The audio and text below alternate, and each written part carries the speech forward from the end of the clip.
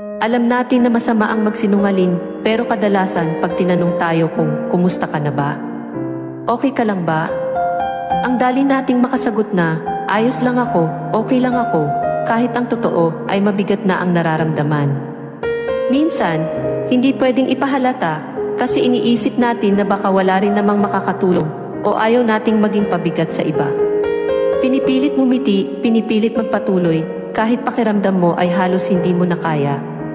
Masakit ang magdala ng bigat na hindi mo masabi, pero iniisip mo na kailangan mong maging matatag para sa sarili mo at para sa iba. Pero minsan, okay lang din na aminin sa sarili mo na hindi ka okay. Hindi naman ibig sabihin na mahina ka kapag pagod ka na o nahihirapan ka na.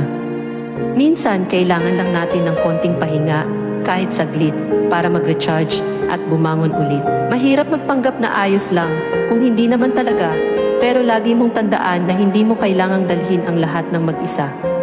May karamay ka, huwag kang mahiya ipagsabi sa Diyos ang lahat ng sakit, bigat na iyong daladala. Handa at kaya niyang kunin ang lahat ng yan.